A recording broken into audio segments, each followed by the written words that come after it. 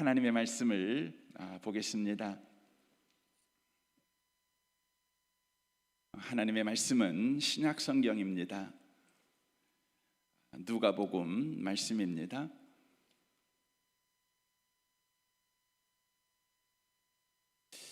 신약 성경 누가복음입니다. 2장 말씀입니다.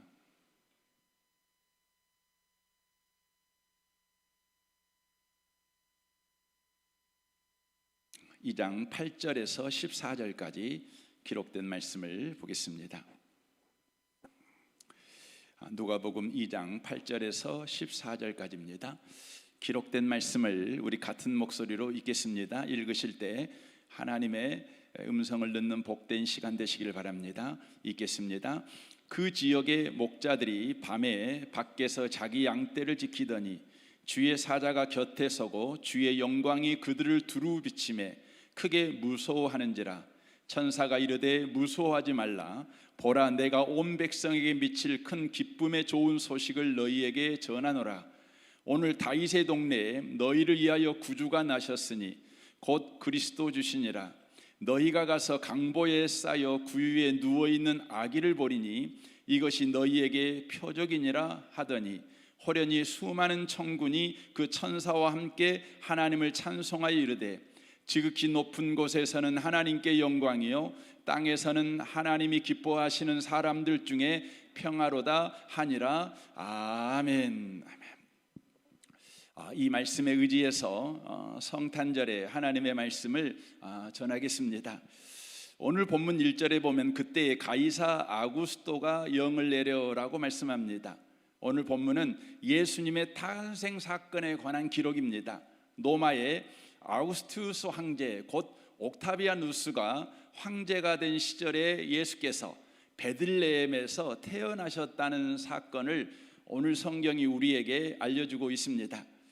본문에 기록한 대로 유숙할 여관이 없어서 마구간에서 예수님을 낳으십니다. 그리고 그를 강보에 싸서 말 구유에 뉘었다라고 오늘 성경이 기록하고 있습니다. 말 구유는 가축들이 먹이를 먹는 밥통, 밥그릇에 해당되는 곳입니다. 그런데 들에서 양을 치던 목자들 그리고 양떼들과 함께 잠자던 목자들에게 천군 천사가 나타나서 이 사실을 알릴 때 이렇게 말씀합니다. 12절입니다. 너희가 가서 강보에 쌓여 구유에 누워있는 아기를 보리니 이것이 너희에게 표적이니라 라고 말씀합니다. 강보에 쌓여 구유에 누워있는 아기를 보게 될 것인데 이것이 표적이다 이렇게 말했습니다. 표적은 사인이라는 말이고 증표라는 의미의 말입니다. 그리고 나서 천군 천사가 이렇게 찬송합니다. 지극히 높은 곳에서는 하나님께 영광이요 땅에서는 하나님이 기뻐하신 사람들 중에 평화로다라고 말씀합니다. 놀랍고 기이한 말씀입니다. 구유에 누워있는 아기가 표적이라는 것이죠. 어떤 표적이냐? 무엇의 징표이냐? 바로 하나님의 영광과 하나님의 평화가 바로 임한 표징이다 이렇게 말씀하고 있다는 것이지요. 이걸 더 쉽게 말씀드리면 구유에 누워있는 아기, 바로 그 아기가 구유에 누워있는데 그 누워있는 구유에 하나님의 영광이 임하였고 하나님의 평화가 임하였다. 지금 이렇게 말씀하고 있는 것입니다. 하나님의 영광이 말 구유에 임했다. 사실 우리가 받아들이기 쉽지 않는 말입니다. 하나님의 영광이라면 마땅히 최고의 권력과 모든 사람들의 칭송과 우러러보는 자리에 임해야 되는데 가장 낮고 가장 더럽고 가장 말이 안 되는 자리인 말 구유에 지금 임하였다라고 지금 말씀하고 있기 때문에 그렇습니다. 더 나아가서 하나님이 기뻐하는 사람들 중에 평하다라고 말하고 있습니다. 우리는 종종 이 성경을 하나님을 기뻐하는 사람으로 읽는 경우가 많습니다. 그러나 오늘 성경은 하나님이 기뻐하는 사람들, 주어가 분명합니다. 하나님이 기뻐하는 사람들, 이 사람은 온 인류지요. 오늘 본문 말씀에 보면 말 구유 같은 사람들이라고 표현할 수 있습니다. 말 구유 같은 사람들에게 평화가 임했다라고 지금 선언하고 있는 내용의 말씀입니다. 구유에 누이신 아기는 하나님의 영광이요 이 땅에 임한 평화다. 바로 하나님의 영광과 하나님의 평화가 말 구유에 임했다. 지금 이렇게 선포하고 있는 것입니다. 말 구유는 바로 저와 여러분의 인생을 의미하고 있는 것입니다. 성탄은 하나님의 영광과 하나님의 평화가 우리 인생에 임했다. 바로 이 표적, 이 증표가 성탄절이라고 하는 것입니다. 우리는 성탄절에 예수님이 이 땅에 아기로 오셨습니다. 이렇게 우리는 알고 있습니다. 이것이 바로 무엇을 보여주고 있는 말씀이냐면 우리 인생에 바로 하나님의 영광과 하나님의 평화가 임했다는 것입니다. 저는 이곳에 계신 복 있는 분들이 이 사실을 믿는 은혜가 임했으면 좋겠습니다. 그런데 여기서 우리는 이런 질문을 안 할 수가 없는 것이죠. 어떤 질문을 하게 되는 겁니까? 과연 예수님이 이 땅에 아기 예수로 오심으로 말미암아 하나님의 영광과 하나님의 평화가 우리 인생 가운데 임했다면 왜 우리의 현실은 이렇게 여전히 어려운가? 왜 우리 삶은 나아지는 것이 하나도 없는가? 이런 질문을 우리가 안 할 수 없는 것입니다. 기쁘다 구주 오셨네 이렇게 우리가 찬송하지만 오신 것은 기쁘긴 하지만 우리의 삶에 예수님이 오심으로 인하여 과연 기쁜가? 이 부분을 질문할 때 우리는 망설일 수밖에 없습니다. 우린 여기서 헷갈리는 것이죠. 그 이유는 말 구유에 누우신 아기가 하나님의 영광과 하나님의 평화가 임한 증표라고 하는 그 말씀의 진리를 오해하고 있기 때문에 그렇습니다. 그렇다면 말 구유에 오신 예수님, 그 예수님이 하나님의 영광과 하나님의 평화가 된다는 참뜻, 우리 인생 속에 하나님의 영광과 하나님의 평화가 임했다는 참뜻은 어떤 의미일까요? 우리는 바울의 고백을 통해서 이것을 능히 알 수 있습니다. 빌립보서 4장 11절입니다. 내가 궁핍함으로 말하는 것이 아니니라. 어떠한 형편에서든지 나는 자족하기를 배웠노니 나는 비천에 처할 줄도 알고 풍부에 처할 줄도 알아. 모든 일 곧 배부름과 배고픔과 풍부와 궁핍에도 처할 줄 아는 일체의 비결을 배웠노라. 내게 능력 주신 자 안에서 내가 모든 것을 할 수 있느니라 라고 말씀합니다. 하나님의 영광과 하나님의 평화가 임하는 인생이 되었다는 것은 모든 문제가 해결된 인생을 살게 되었다라는 의미가 아니라 어떤 문제든지 감수하면서 살 수 있는 인생이 되었다라는 의미라는 것입니다. 우리 현실 속에서 당하는 고난, 그리고 우리가 겪어야 할 어려움이 우리를 흔들 수가 없다, 괜찮다, 감당할 수 있다, 이것이 우리 인생에 하나님의 영광과 하나님의 평화가 임했다는 진이라는 것입니다. 우리는 말 구유 같은 우리 인생에 예수님이 찾아오셔서 하나님의 영광과 하나님의 평화가 머무는 인생을 우리가 선물로 받았다면 우리 인생은 어떤 문제도 없는 그런 인생이 돼야 된다는 생각을 우리가 갖고 있습니다. 그런데 성경은 그렇게 말하지 않습니다. 우리 인생에 바로 하나님의 영광과 하나님의 평화가 임했다는 것은 우리에게 어떤 일이 일어나도 그 일이 우리 인생을 절망케 할 수 없다, 바로 그것을 말하는 것입니다. 그래서 빌립보서 4장 6절은 이렇게 말씀하죠. 아무것도 염려하지 말고 다만 모든 일에 기도와 간구로 너희 구할 것을 감사함으로 하나님께 아뢰라 라고 말합니다. 염려가 많고 걱정이 많으신 분들에게 이 말씀이 바로 복음일 것입니다. 그리고 그들은 이 말씀 때문에 성경이 말하지 않는 것에 대한 기대를 합니다.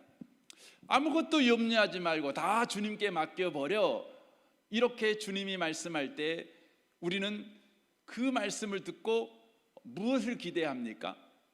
주님이 염려를 해결해 준다는 말이구나. 걱정을 해결해 준다는 말이구나. 이렇게 우리는 기대합니다. 하지만 성경은 우리의 기대와 다른 이야기를 그 다음에 연속해서 하고 있습니다. 그리하면 모든 지각에 뛰어난 하나님의 평강이 그리스도 예수 안에서 너희 마음과 생각을 지키시리라 라고 말씀합니다. 우리는 기도하는 이유가 뭡니까? 응답의 목적이 있지요. 문제 해결의 목적이 있지요. 그런데 성경은 우리에게 말합니다. 기도를 해야 될 이유는 뭐냐? 하나님께 맡겨야 될 이유는 뭐냐? 하나님의 문제를 해결해 주기 때문이 아니라 하나님은 그 문제를 가지고 새로운 역사를 만들어내시는 분이시기 때문에 그렇다라고 말씀합니다. 아무것도 염려하지 말고 다 맡겨버려 라고 말하지요. 우리는 문제가 있으면 당연히 염려하는 거 아닙니까? 그런데 주님이 말씀합니다. 너에게 있는 문제를 주님께 맡겨봐. 그러면 네가 염려하는 결과가 너 인생에 일어나는 것이 아니라 그 문제를 가지고 하나님께서 생각한 높은 수준의 일이 너의 인생에 일어날 거야. 그래서 여기에 보면 하나님의 평강 이렇게 되어 있습니다. 평강이라는 말은 평화라는 말입니다. 승리라는 의미의 말입니다. 그러니까 우리의 기도의 목적은 우리가 생각하는 방식의 문제 해결이지요. 곧 우리의 승리입니다. 우리의 평강입니다. 그런데 우리가 하나님께 우리의 문제를 맡겨버렸을 때 우리에게 오는 것은 우리가 생각한 수준의 평화가 우리에게 오는 것이 아니라 하나님의 평화, 하나님의 승리가 우리의 삶 속에 임한다라고 말씀하고 있는 것이지요. 어떤 문제도 소망으로 새롭게 하시는 하나님을 우리가 만나게 된다는 성경의 바로 약속이라고 하는 것입니다. 그래서 로마서 8장 35절부터 우리에게 이렇게 말씀하는 거죠. 누가 우리를 그리스도의 사랑에서 끊으리요?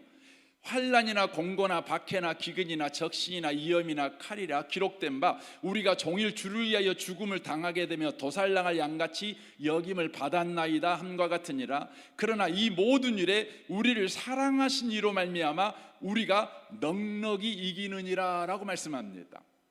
넉넉히 이긴다는 것은 빌립보서 4장에 말씀하고 있는 것 같이 모든 지각에 뛰어난, 그러니까 우리가 알고 있는 지식 정보 그것보다 훨씬 뛰어난 승리, 우리가 경험하고 있는 것과 비교가 안 되는 그 승리, 우리가 소설책에서 봤던 그 문제 해결, 누군가의 간증집에서 봤던 그 문제 해결 정도의 문제 해결이 아니라 바로 하나님께서 우리 인생을 향하여 뜻하신 바의 수준의 승리가 우리 가운데 임하게 된다.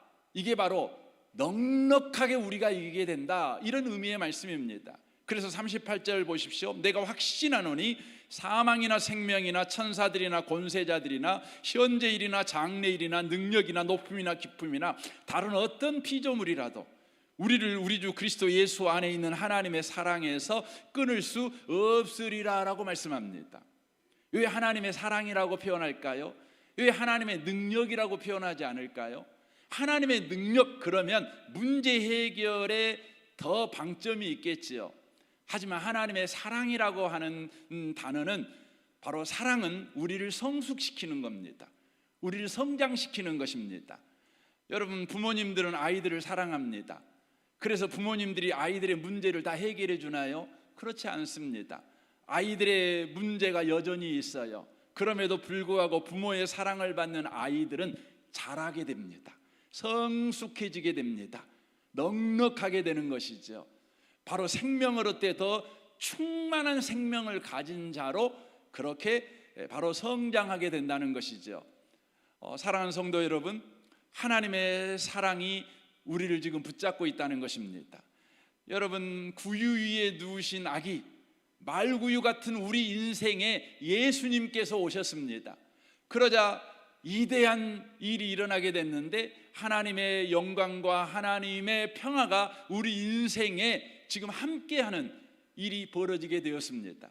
그것은 저와 여러분이 생각하는 수준의 문제 해결 정도의 수준이 아니라 바로 저와 여러분에게 바로 하나님이 뜻하신 바의 수준의 사람이 되게 하는 그런 일이 일어나는 역사를 불러온다고 하는 것입니다. 얼마나 굉장한 말씀인지 모르겠습니다.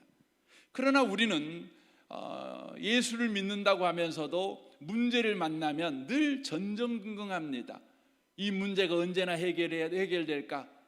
이 문제가 얼른 해결돼야 될 텐데, 이 문제 때문에 죽겠어, 이 문제 때문에 괴로워, 이 문제 때문에 내 안에 평화도 없고 기쁨도 없고 만족도 없고 인생은 참 괴로워. 우리는 늘 그렇게 하며 살아갑니다. 그 이유가 어디에 있을까요? 마태복음 11장 25절을 보겠습니다. 그때 예수께서 대답하여 이르시되 천지의 주제이신 아버지여, 이것을 지혜롭고 슬기 있는 자에게는 숨기시고 어린 아이들에게는 나타내심을 감사하나이다. 옳소이다. 이렇게 된 것은 아버지의 뜻이니이다. 내 아버지께서 모든 것을 내게 주셨으니 아버지 외에 아들을 아는 자가 없고 아들과 또 아들의 소원대로 계시를 받은 자 외에는 아버지를 아는 자가 없느니라 라고 말씀합니다. 바로 저와 여러분이 지혜롭고 슬기로운 자가 되어다 보니 그런다는 것이에요. 아이가 돼야 된다는 것이죠. 마태복음 18장 1절에 보면 이렇게 말씀하셔요. 그때 제자들이 예수께 나와 이르되 천국에서 누가 크니까? 예수께서 한 어린아이를 불러 그들 가운데 세우시고 이르시되 진실로 너희에게 이르노니 너희가 돌이켜 어린아이들 같이 되지 아니하면 결탄코 천국에 들어가지 못하리라. 그러므로 누구든지 어린아이와 같이 자기를 낮추는 사람이 천국에서 크니라 라고 말씀합니다. 지혜로운 사람과 슬기로운 사람과 아이를 대비시켜 놓고 있습니다. 왜 우리는 예수를 믿는다고 하면서도 하나님의 평강과 하나님의 영광이 내 인생 속에 머물러 있어 내 인생의 모든 문제에서 하나님의 뜻을 이루시는 그 하나님의 높음을 경험하지 못하고 살아가는가? 여전히 예수 믿으면서도 문제 해결에 묶여가지고 그렇게 예민하게 인생을 살아가는가? 그것은 저와 여러분이 어린애 같지 않기 때문에 그런다는 것입니다. 여러분이 지혜롭고 슬기로워서 그런데요. 여러분, 어린아이의 특징은 뭘까요? 여기서 어린아이를 소개한 것은 순진하다 그런 의미일까요? 그런 의미가 아닙니다. 여기서 말하는 어린아이는요, 자격과 조건이 없는데도 아버지 하고 달려나가는 애를 말하는 겁니다. 아버지에게 나아갈 때 자기의 자격과 조건을 따지지 않아요. 그냥 아버지 하고 나가는 사람을 의미하는 것입니다. 하지만 지혜롭고 슬기로운 자들은 뭐지요? 자격과 조건을 바로 따지는 사람이라고 하는 것이죠. 왜 저와 여러분이 문제 해결에 매여가지고 하나님의 영광과 하나님의 평화가 우리 인생 속에 이미 와 있지만 그것을 누리지 못하고 여전히 문제 속에서 전전긍긍하고 살아가자면 우리 인생에 하나님께 영광 돌리는 삶과 하나님의 평화를 누리는 삶이 내게 자격과 조건을 내가 가져야만 그것이 내게 이루어진다는 생각을 갖고 있기 때문에 그런다는 거예요. 여러분, 여러분의 삶에 평화가 언제 임합니까? 여러분의 삶에 언제 복이 임합니까? 우리는 다 그렇게 생각합니다. 우리에게 뭔가 자격과 조건이 필요해. 뭔가 남보다는 더 잘해야 돼. 뭔가 남보다는 더 열심히 해야 돼. 그래야 내게 복이 임하고, 그래야 내게 평화가 임하고, 그래야 내게 승리가 임하지, 그래야 내게 기쁨이 임하지, 이런 생각이 있습니다. 하지만 주님은 말씀합니다. 아니야, 아이같이 돼야 돼. 자격과 조건이 없어도 이미 내게 임한 하나님의 평화와 하나님의 영광을 난 얼마든지 누릴 수 있어. 그거지요. 그래서 마태복음 11장 25절에 그 말씀하시고 곧바로 28절에 이렇게 말씀하는 것입니다. 수고하고 무거운 짐진 자들아 다 내게로 오라. 내가 너희를 쉬게 하리라. 나는 마음이 온유하고 겸손하니 나의 멍에를 메고 내게 배우라. 그리하면 너희 마음이 쉼을 얻으리니 이는 내 멍에는 쉽고 내 짐은 가벼움이라 하니라 라고 말씀합니다. 너희 마음이 언제 평화를 얻느냐, 언제 하나님의 영광에 참여하게 되느냐, 뭐라고 말씀하지요? 예수님께 배워라. 그럽니다. 예수님이면 돼. 그렇게 말씀하는 것이죠. 저는 이 성탄의 아침에 여러분의 자격과 조건이 여러분을 복에서 복으로 이끌지 아니하고 하나님의 평강으로 여러분을 나아가지 못하게 한다는 사실을 여러분 기억하셔야 돼요. 나는 오직 예수님이면 돼. 예수님이면 나는 하나님의 영광과 하나님의 평화에 참여하는 복 있는 인생을 살아갈 수 있어. 이 부분을 여러분과 제가 언제나 기억하는 복 있는 분들이 되셔야 돼요. 이게 성탄절에 저와 여러분이 들어야 될 메시지인 겁니다. 바울 사도는 굉장한 사람임에도 불구하고 자신에게 더 좋은 조건과 더 나은 상황이 주어져야 더 하나님의 영광을 위해 살 수 있다고 생각한 사람 아니겠습니까? 그에게는 사단의 가시와 같다는 질병이 있지 않습니까? 질병이 내가 치료돼야 하나님께 더 영광을 돌리며 하나님을 이해하는 인생, 더 위대한 사도의 인생을 살아갈 수 있어. 이렇게 생각하지 않았겠습니까? 아마 이곳에 계신 여러분들 가운데 병이 들어있다면, 또 이곳에 계신 분들 가운데 가난함이 있다면, 요즘 문제 때문에 골치 아프고 문제 때문에 잠을 제대로 잘 수 없는 분이 계신다면, 여러분 가운데 이 문제만 해결된다면 내가 하나님께 충성할 거야, 내가 이 문제만 해결된다면 나도 기뻐하며 살 거야, 감사하며 살 거야, 아마 그럴 것입니다. 내가 인상 쓰고 사는 데는 온인 이유가 있어. 문제가 아직 해결 안 됐기 때문에 그래. 그럴 것입니다. 바울이 그랬습니다. 그래서 주님께 기도했지 않습니까? 해결해 달라고. 그때 주님께서 그에게 뭐라고 대답하셨습니까? 9절 보십시오. 나에게 이르시기를 내 은혜가 내게 족하도다. 이는 내 능력이 약한 데서 온전하여 짐이라 하신지라. 그러므로 도리어 크게 기뻐함으로 나의 여러 약한 것들에 대하여 자랑하리니 이는 그리스도의 능력이 내게 머물게 하려 함이라. 그러므로 내가 그리스도를 위하여 약한 것들과 능욕과 궁핍과 박해와 공고를 기뻐하느니 이는 내가 약할 그때에 강함이라. 사랑하는 성도 여러분, 이 말구유 같은 우리 인생에 예수님이 오셨습니다. 그것은 다만 예수님이 오셨다는 어떤 역사적 사실만을 우리에게 말하고 있는 것이 아니라 하나님의 영광과 하나님의 평화가 함께 임하였다는 것을 말하는 것입니다. 여러분 예수 믿는다면 지금 여러분의 인생에 하나님의 영광이 이미 임해 있습니다. 하나님의 평화가 이미 임해 있습니다. 여러분들이 왜 영광과 평화에 참여하지 못하냐면 여러분이 어린아이 같이 예수님이면 나는 이걸 누릴 수 있어요, 예수님이 내게 임했으니 나는 이거 누릴 수 있어요. 바로 이 믿음으로 살아가지 못하고 예수를 믿는다고 하면서도 나에게는 여전히 더 뭔가를 해야 돼요, 더 뭔가 조건이 필요해요. 바로 그렇게 살아가기 때문입니다.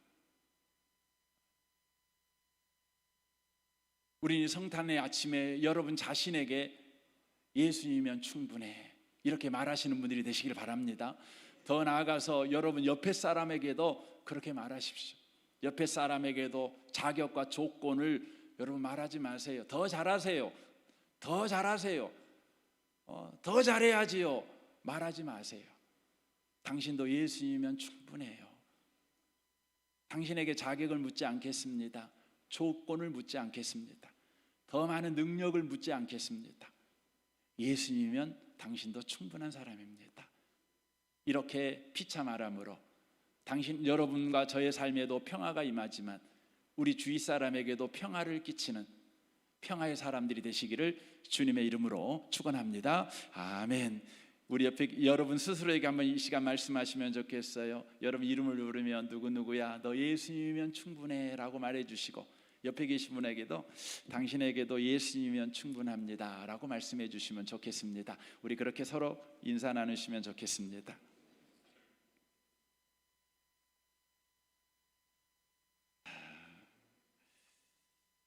우리 시간에 같이 한번 기도했으면 좋겠습니다.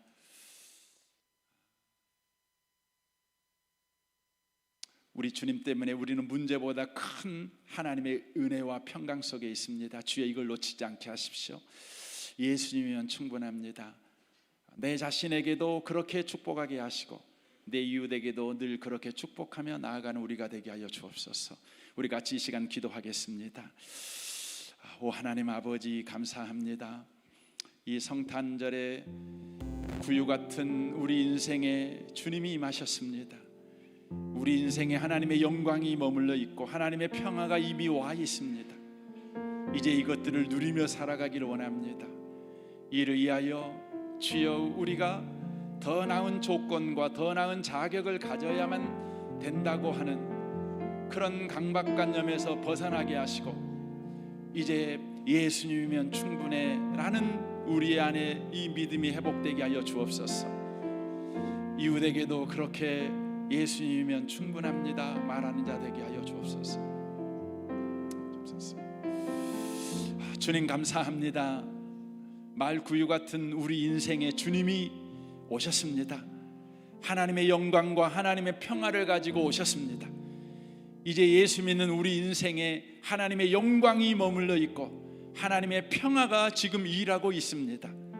주여 우리의 인생 속에서 계속해서 하나님의 영광과 하나님의 평화를 누리며 살아가는 자 되게 하여 주옵소서.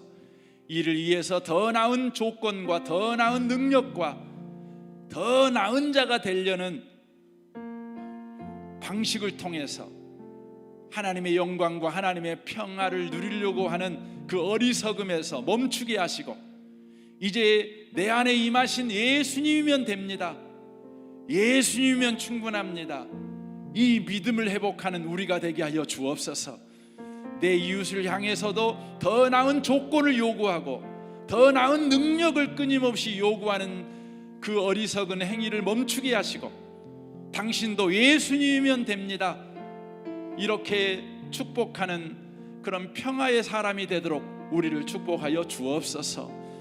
헌금하는 이 시간도 우리에게 복된 시간이 되게 하시고 다시 한번 예수님을 누리는 시간이 되게 하여 주옵소서.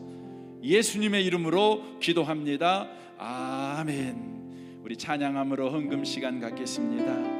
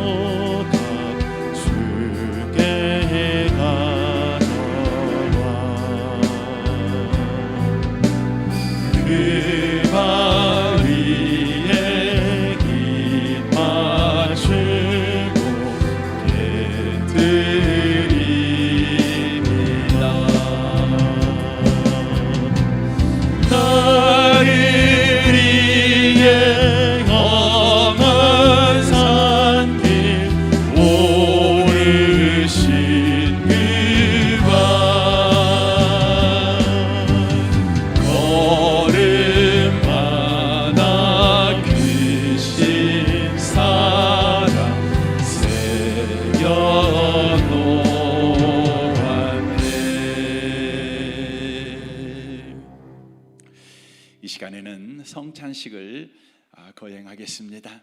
먼저 하나님의 말씀을 제가 읽어드리겠습니다. 고린도전서 11장 23절부터 25절까지입니다.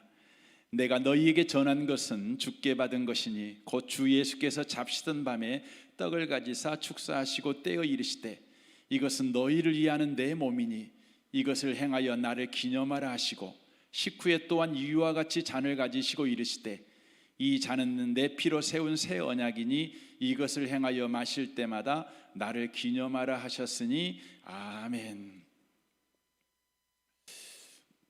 성찬은 우리 주님께서 기억하라고 주신 것입니다. 무엇을 기억하라는 것입니까? 주님께서 우리와 함께 계신다. 이것을 기억하라고. 언제까지요? 주님이 재림하시는 그날까지. 여러분이 숨이 끊어져 주님을 만나는 그 시간까지 저와 여러분이 주님이 우리와 함께 하신다. 우리는 주님과 연합된 자다. 이것을 기억하라고 우리에게 주신 것이 성찬 애식입니다. 그러므로 성찬 애식을 참여하는 저와 여러분이 반드시 이 세 가지를 기억하셔야 합니다. 그 첫 번째는 무엇입니까? 바로 우리가 이제 성찬을 할 때 떡과 잔에 참여하게 되는데, 떡과 잔은 우리 몸 속으로 들어옵니다. 그리하여 우리 몸 안에 함께 있는 것이죠. 이와 같이 성찬에 참여하시는 분들은 주님이 지금 내 안에, 바로 금방 마셨던 포도주 같이, 금방 먹었던 떡같이 내게 임하신다는 것이죠. 여러분, 떡과 포도주는 내 몸에 들어가면 뭐가 됩니까? 에너지가 됩니다. 생명이 됩니다. 바로 주님은 우리 안에서 생명으로 우리 가운데 함께 한다는 것입니다. 이것을 저와 여러분이 꼭 기억하셔야 합니다. 더 나아가서 저와 여러분이 기억해야 되는 것은, 떡을 마시고 잔을 여러분이 참여하게 될 때마다 저와 여러분에게 힘이 나지요. 에너지가 생기니까요. 이와 마찬가지로 우리 인생 속에서 인생을 살아가다가 힘을 잃어버렸을 때 우리가 다시 힘을 낼 수 있는 방법은 바로 우리의 떡과 또 하늘의 산 음료가 되시는 예수님을 우리가 마실 때라는 것입니다. 그러므로 여러분과 제가 이 성찬에 참여할 때마다 내 인생에서 계속해서 예수님으로 나는 새 힘을 얻을 수 있다, 새 소망을 가질 수 있다, 사랑할 힘을 가질 수 있다, 이걸 기억하시고 힘을 잃을 때마다 예수를 먹는 그런 은혜로운 인생을 살아야 되겠다, 이것을 다시 한번 확인하는 성찬이 꼭 되셨으면 좋겠습니다. 예수 먹으시기 바랍니다. 성경을 펴십시오. 또 찬송을 하십시오. 예수 먹으시라는 것입니다. 마지막 세 번째로 기억해야 되는 것은, 저와 여러분이 떡과 잔을 마시는데 이 떡과 잔은 같은 떡과 같은 잔입니다. 그것을 성도님들이 각각 다른 성도님들이 마십니다. 한 피와 한 음료를, 한 떡을 마시는 거, 먹고 마시는 것이죠. 이로 인하여서 옆에 있는 성도의 몸에, 내 몸에 같은 피, 같은 바로 떡이 내 몸에 있는 것입니다. 그것은 곧 무엇을 의미하고 있는 것입니까? 옆에 있는 사람과 나는 이제 한 피가 흐르는 한 몸이라는 거예요. 옆에 있는 사람은 내 이웃이, 내 이웃, 멀리 있는 사람이 아니라 내 몸이에요. 내 몸이에요. 그러므로 옆에 있는 사람을 무시하고 옆에 있는 사람을 하찮게 여기면 그것은 내 몸을 학대하는 것입니다. 옆에 있는 사람을 귀하게 여기고 옆에 있는 사람을 축복하는 것은 나 자신을 축복하고 나 자신을 사랑하는 것입니다. 요즘 현대인들은 자기를 사랑하는 법을 모릅니다. 어떻게 자기를 사랑한다고 생각하냐면, 자기 얼굴에 화장을 많이 함으로 자기를 사랑하고, 더 멋진 옷을 입음으로 자기를 사랑하고, 그것이 자기 사랑이라고 생각합니다. 아닙니다. 그건 자기를 뽐내는 것입니다. 자기를 사랑하는 것은 내 이웃을 사랑하는 것입니다. 그게 자기를 사랑하는 것입니다. 남편을 사랑하는 사람이 자기를 사랑하는 사람이요, 아내를 사랑하는 사람이 자기를 사랑하는 사람입니다. 오늘 이 성찬 애식에 참여하는 복 있는 성도 여러분, 주님이 우리와 함께 하십니다. 그러면 주님 먹고 힘내십시오. 같은 주님을 먹음으로 우리 옆에 있는 분과 한 몸이 되었다는 것을 기억하고, 여러분이 여러분을 사랑하는 방식이 이웃을 사랑함으로 여러분을 사랑한다는 것을 또한 기억하는 이 성찬에 참여하는 저와 여러분이 꼭 되시기를 바랍니다. 이제